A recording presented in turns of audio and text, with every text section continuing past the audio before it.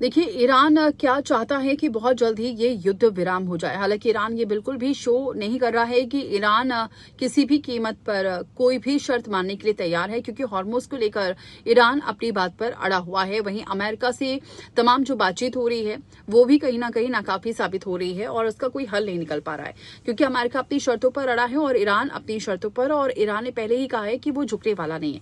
लेकिन इस बीच सबसे महत्वपूर्ण ये है कि ईरान के जो विदेश मंत्री हैं अब्बास अरगाची, ये 24 घंटे में पाकिस्तान, ओमान और रूस का दौरा उन्होंने किया। उनका फोकस ये है हॉर्मुज स्ट्रेट, अमेरिका से तनाव और अटकी शांति वार्ता पर रहा है। पाकिस्तान में उन्होंने शर्त पेश की और समाधान के लिए प्रस्ताव भी सुझाया है। अब वो रूस पहुंचे हैं। अब जानते ही हैं कि आखिर क्या वजह है जो लगातार जो विदेश मंत्री हैं अब्बास, वो इतने दौरे कर रहे हैं। क्या वाकई ईरान चाहता है कि बहुत जल्दी इसका हल निकल सके? क्योंकि रिपोर्ट के मुताबिक अरागची ने पाकिस्तान में एक रेड लाइन दस्तावेज सौंपा है जिसमें ईरान की शर्तें साफ बताई गई हैं। इसमें परमाणु मुद्दे हैं, हॉर्मुज स्ट्रेट को लेकर प्रस्ताव था।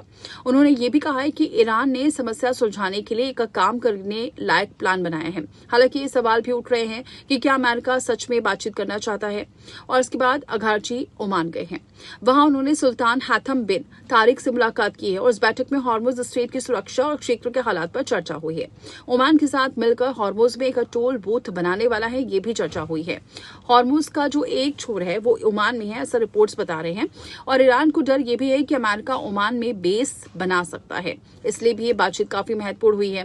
इसलिए वो टोल का पैसा ओमान के साथ शेयर करना चाहता है। और इसके बाद अगारची सोमवार को पहुंचे हैं राष्ट्रपति व्लादिमीर पुतिन से मिलने।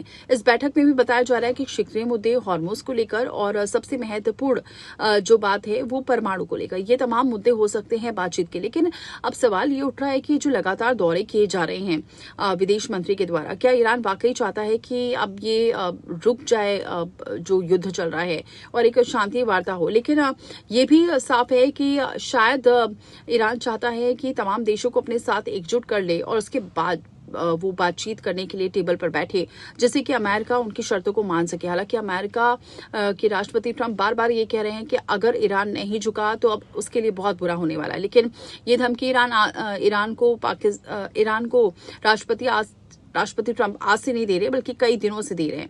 तो अब देखना ये होगा कि ये जो दौरे हुए हैं विदेश मंत्री के कितने कारगर साबित होते हैं और बातचीत की टेबल पर, जब ये बातचीत टेबल पर पहुंचती है तो कितनी कारगर साबित होती है। क्या ये जो ओमान है या फिर हम रूस की बात करें, ये सब साथ आते हैं? पाकिस्तान भी जो लगातार मध्यस्थता की बात कर रहा है वो इसमें कामयाब हो पाता है या नहीं, देखने वाली बात होगी।